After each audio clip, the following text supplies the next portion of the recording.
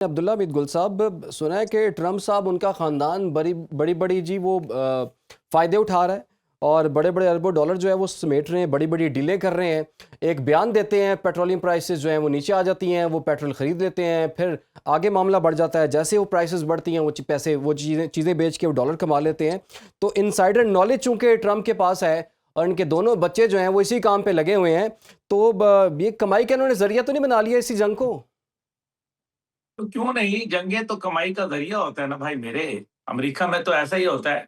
Donald Trump साहब की empire को देखें, डोनाल्ड ट्रम्प साहब के आप मुझे ये बताएँ जैरेड कुशनर इनका क्या ऑफ़िशियल स्टेटस क्या है? ये किस इनकी क्या क्वालिफ़िकेशन है? ये किस दामाद है। चक्कर के अंदर जो है स्टीव विटकॉफ की क्या है क्वालिफ़िकेशन? उधर वो जो आता है वो पीएचडी आता है। बाकिर हम्म। कालिबाफ पीएचडी, ये अब्बास अरागची पीएचडी और इधर क्या है प्रॉपर्टी डीलर स्टीव विटकॉफ, वो जनाब दामाद साहब हैं। अब कल को कहेंगे कि जनाब मेरी बेटी भी आ रही है, उसको भी लगा दो। तो सारे मिलके जो है वो लूटो अमेरिका को, पूरी दुनिया को लूटो, कारोबार समेटो, $600 मिलियन का जहाज वहाँ से कतर से पकड़ लो। तो ये तो दुनिया के 34% नेचुरल रिसोर्सेज खा रहे हैं, दुनिया की 4% अवाम। जस्ट इमेजिन 4% जो है वो दुनिया के 34% ज़खायर खा रहे हैं। कर लो बात जमहूरियत की, ये जमहूरियत है, इसके दावेदार हैं। ये वो दुनिया को दिखाना चाहते हैं। पाइपों में लोग रह रहे हैं बेचारे अमेरिका के अंदर।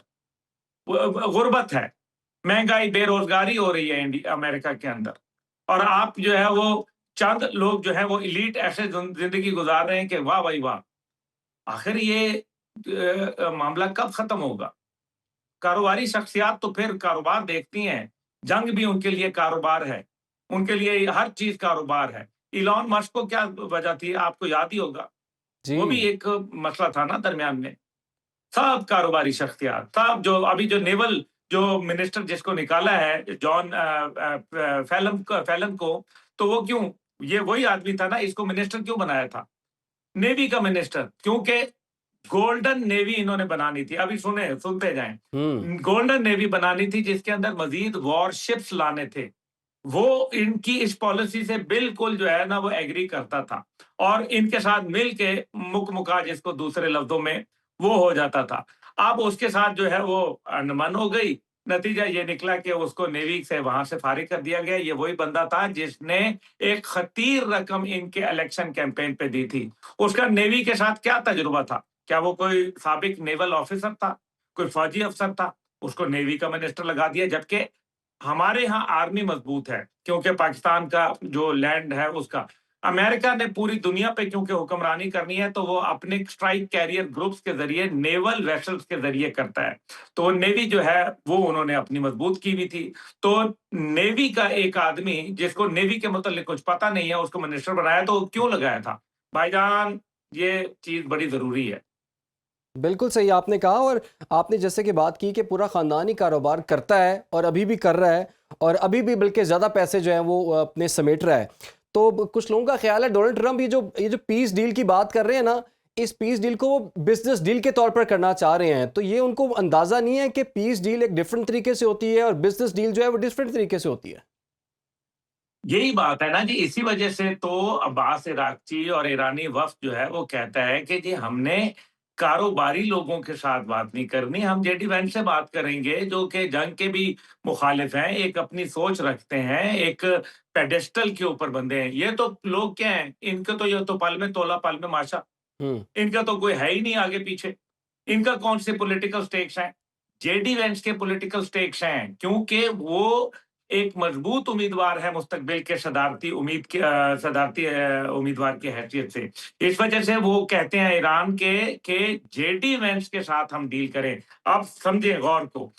ये देखें कि जेडी वेंस से डील होती है तो मुस्तकबिल में अगर वो सदर बन जाते हैं तो एक कंटिन्यूटी होगी पॉलिसी की ईरान के साथ। ये नहीं है कि फिर एक सदर आएगा वो कहेगा जिस तरह से इन्होंने कहा ओबामा को गालियां दी और कहा कि जनाब वो तो गलत डील थी, वो जो 2015 वाली थी, अब हम एक नई डील करेंगे। वो ये कहते हैं कि जब जेडी वेंस के साथ करेंगे तो अगली दफा में जब वो आएंगे तो फिर हम जो है वो कम से कम एक कंटिन्यूटी होगी। ये तो नहीं होगा कि जनाब वो जेडी वेंस कहेंगे जे पुरानी डील जो थी वो गई जहन्नम में और अब नई डील करेंगे। कम से कम वो अपनी बात का लाज रखेंगे। ये है टोटल कहानी। जी। अच्छा, आपने वैसे कहा ना सदारती उम्मीदवार के लिए जेडी वेंस जो है वो इस वक्त अपने आप को पोटेंशियल कैंडिडेट समझते हैं। मार्को रूबियो के हवाले से भी यही इत्तलात हैं कि वो उनकी भी ख्वाहिश है कि वो सदारती उम्मीदवार बने और मुज़ाकरात की नाकामी के डर से ईरान वाले मामले से वो भी गायब हैं। तो एक नहीं, दो उम्मीदवार हैं वहाँ पर। नहीं, नहीं, वो उस बेचारे को तो वो पहले वज़ीर ख़ारजा तो बन जाए मार्को रूबियो। वो सारा वज़ारत ख़ारजा का काम तो खुद ट्रम्प साहब जो है वो माशाल्लाह कर रहे हैं। धड़ाधड़ ट्वीट पे ट्वीट, ट्वीट पे ट्वीट तमाम वज़ारत ख़ारजा के वो पॉलिसी बयान दे रहे हैं। हर किस्म की बात वो कर रहे हैं। मेरे ख़्याल में वो तो आजकल मेरे ख़्याल में शायद नींद कर रहे होंगे या खेल-कूद में मसरूफ़ होंगे क्योंकि उन बेचारे के पास तो कोई उनको काम करने जोगा ही नहीं छोड़ा। हम तो मतलब यही समझते थे कि अमेरिकन प्रेज़िडेंट जो है वो अपना प्रेज़िडेंट ही इतना मसरूफ़ होता है। लेकिन मेरा ख़्याल है उनकी ख़्वाहिश जो थी वो असल में वज़ारत ख़ारजा सँभालना था, ना कि अमेरिका के सदर बनना। बिल्कुल। अच्छा, अब्दुल्ला भाई, एक सोशल मीडिया पर कुछ प्रोपेगेंडा भी काफ़ी दिनों से चल रहा था। अब्बास अराग़ची के पाकिस्तान आने से पहले पहले वो ये कह रहे थे कि शायद ईरान जो है वो पाकिस्तान से नाराज़ है और उस नाराज़गी की ये वजह है कि ठीक है, पाकिस्तान के कहने पर हमने आबनाए हुर्मुज़ जो है वो खोल दी, लेकिन अमेरिका पर एतबार नहीं किया जा सकता। तो वो पाकिस्तान को इस तरह से देख रहे हैं कि पाकिस्तान के कहने पे अगर कोई चीज़ हम करते हैं तो ज़मानत फिर पाकिस्तान देगा और नाराज़गी की शायद यही वजह है। तो आपको लगता है कि कहीं किसी बैक एंड कहीं कोई नाराज़गी मौजूद थी? कोई नाराज़ी नहीं है। ऐसी मैंने आपको पहले ही शुरू में कह दिया था कि ये सब एक मनगढ़ंत बातें, ये वही वाली बातें हैं कि जनाब वो बस अब मैं क्या वो पुराने वो सियासी बात हो जाएगी कि वो जीएचक्यू चलो, सारे लोग इंतज़ार कर रहे हैं, बस वहाँ पहुँचना है और वो वहाँ चाय पिलाएँगे, बिस्किट खिलाएँगे, वहाँ टी ब्रेक करवाएँगे और कहेंगे जनाब ये आर्मी चीफ का दफ्तर खुला हुआ है, आओ जनाब अंदर बैठ जाओ। ये नहीं होता हज़ूर, ये गलत बातें हैं। ईरान के साथ पाकिस्तान की कोई नाराज़ी नहीं है, ना ईरान जो है वो पाकिस्तान की नाराज़ी अफ़ोर्ड कर सकता है। वो पाकिस्तान से दिली तौर पर मोहब्बत करते हैं। चंद जो सोशल मीडिया के अकाउंट्स हैं, जो कि फ़ेक अकाउंट्स हैं, जैसे पाकिस्तान में, इसी तरह वहाँ भी हैं। और अब आप मुझे खुद बताएँ ईरान के अंदर तो नेट ही बंद है, मुश्किलात हैं। ईरान ने तो अभी ये कहा है कि मैं तुम्हारी केबल काट दूँगा। अभी वो केबल काट लो तो दुनिया का 2/3 इंटरनेट सत्यानाश हो जाएगा। आपकी क्लाउड सर्विसेज़, आपकी ई-बैंकिंग, आपकी ई-कॉमर्स, आपका तमाम का तमाम सिस्टम जो है, वो धड़ाम से गिर जाएगा और ये याद रखना कि ये केबल जो है, ये ऐसी जगह के ऊपर जा रही हैं, जहाँ इवन उनके बहरी बेड़े नहीं आ सकते थे। ये शैलो वाटर है। यहाँ अमेरिकन बहरी बेड़ा यानी कि इतना गहरा है ही नहीं कि जहाँ से आप कहें कि जी ज़मीन की कोई तह के अंदर है। पाकिस्तान में एक वो मछली आती थी, कोई पागल मछली वो आके काट जाती जी, थी, तो जी, वो जी। आपका इंटरनेट बंद हो जाता था। हाँ जी। ओ भाई, वहाँ अगर कर दिया तो पूरा जो यूरोप को इंटरनेट जाता है, वो यहाँ से जाता है। जो इंडिया का पूरा कारोबार है, 90% वो यहाँ से हो रहा है और पूरा गल्फ जो है वो कोलैप्स करके रह जाएगा, पूरी अरब दुनिया बैठ जाएगी और ये इंटरनेट जो है वो ईरान की दस्तरस में और ये इतने बाल से भी बारीक इसमें तारें होती हैं, ये अगर एक ही मिसाइल वहाँ फेंकना है ना, तो वो उधेड़ के रख देगा। इसी वजह से वहाँ मिडजेट सबमरीन्स हैं, वहाँ छोटी गन बोट्स हैं। आपने नोट नहीं किया? बड़ी-बड़ी शिप नहीं है, हुँ। क्योंकि वो है ही पानी बहुत जो है वो शैलो वाटर है। तो उन्होंने ये कहा है कि हम तुम्हारा इंटरनेट अगर तुम इस किस्म के काम करोगे तो हम इंटरनेट काट देंगे। ये फँस गए हैं। ये इनके लिए अभी आसान नहीं है, ये बहुत मुश्किल है इनके लिए।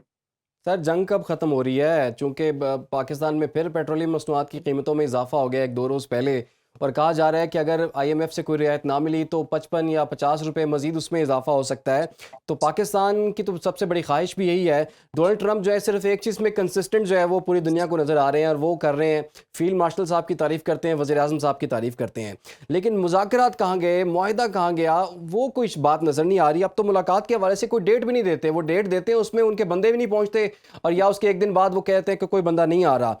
तो अब फिर क्या समझें हम फिर आखिर में? देखिए, अभी अब्बास अरागची साहब आएँगे, वो ज़ाहिर है जो मैसेज अमेरिका की जानिब से आया है, वो उनको कन्वे किया जाएगा। उसके बाद वो ज़ाहिर है अपना मैसेज करेंगे। उसके बाद पाकिस्तान का तो किरदार बढ़ता हुआ नज़र आ रहा है ना, ये जो भी आपका पिछला सवाल था, उसके मुताबिक आप मुझे बताएँ ये किरदार बढ़ रहा है या घट रहा है? मतलब एक बंदा अभी कल जाता है पाकिस्तान से, आज फिर वापस आता है पाकिस्तान, क्यों भाई? हुँ। तो पाकिस्तान का किरदार बढ़ रहा है बाबा। पाकिस्तान का किरदार तो ज़्यादा बढ़ रहा है। इसका मतलब है कि दोनों फरीक जो हैं वो आपस में बात करने के लिए भी तैयार नहीं है। क्योंकि ईरान कहता है कि तुम तो झूठ बोलते हो। तुम रोजाना एक नई शिक ले आते हो, हम कैसे तुम्हारी नई नई शिकों को पूरे करते रहेंगे भाई? तुम्हारी डिमांडें तो रोजाना ही वो कहते हैं कि जनाब वो do more do more do more, उन्होंने कहा नो मोर, बात खत्म। यही जो 10 पॉइंट है इनमें रहो, इसके बाद अगर तुम कोई और बात करोगे तो सॉरी, फिर जो करना है कर लो, फिर हमसे जो होगा वो हम कर लेंगे। ये बाबल मंदब भी बंद हो जाएगा, अभी आप देखना। हम्म। और ये बाबल मंदब बंद हो गया ना तो सत्यानाश हो जाएगा। और यूरोप ने भी इनका सहारा नहीं दिया। यूरोप के जो 30 ममालिक के जो रिप्रेजेंटेटिव थे, जो कि उनके डिफेंस एक्सपर्ट्स थे, वो वहां बैठे थे 22 अप्रैल को 2 दिन के लिए बर्तानिया और फ्रांस की सरबराही में ये इजलास हुआ था। उनकी सरबराही में तो नहीं, मैं उनकी वो मेहमान नवाजी में। तो उसके अंदर उन्होंने ये फैसला किया कि जनाब हम जब तक कि अमेरिका और ईरान के मुज़ाकरात डिप्लोमेटिकली सेटल नहीं होंगे, हम मैरीटाइम सिक्योरिटी मिशंस नहीं भेजेंगे। और जब ये मुज़ाकरात तय हो जाएंगे तो फिर हम मैरीटाइम वहां भेजेंगे, ताकि कोई ड्रोन से या किसी और या अगर शिपों के ऊपर हमला हुआ तो हम प्रोटेक्ट करेंगे उनको। लेकिन अपने तय किसी कॉन्फ्लिक्ट का या खुद जाके किसी पे हमला नहीं करेंगे। क्लियर कट बात की है ये उन्होंने। बिल्कुल जी, सब काफ़ी पेचीदा सूरत हाल ये है, और साथ ही साथ अब सबको इसी बात का इंतज़ार है कब ये मुज़ाकरात जो है वो आगे बढ़ते हैं, कब ये मुआहिदा होता है। अब्दुल्ला हमीद गुल साहब का तो यही कहना है कि ये मुआहिदा होगा, 100% होगा, और इसके अलावा कोई ऑप्शन मौजूद नहीं है, और सबसे ज़्यादा दबाव जो है अमेरिका पर है। और देखना होगा कि ईरान ने तो बड़े शानदार तरीके से निगोशिएट किया है इन चीज़ों को, और बड़ा टफ निगोशिएटर साबित हुआ है। उधर अमेरिका को इस चीज़ की काफ़ी जल्दी नज़र आ रही है, ईरानी बड़े पुरसुकून नज़र आ रहे हैं, अमेरिकन बड़े बेकरार नज़र आ रहे हैं। तो देखते हैं जी आने वाले दिनों में क्या कुछ होता है। बहुत बहुत शुक्रिया आपका। वस्त मई से पहले होगा जी, इंशाल्लाह, वस्त मई से पहले होगा। अभी चीन ठीक, के दौरे से पहले इंशाल्लाह मामलात कुछ ना कुछ सेटल हो जाएंगे। ठीक। डायरेक्ट मुआहिदा नहीं तो अबूरी मुआहिदा जरूर हो जाएगा इंशाल्लाह, फिक्र ना करें आप।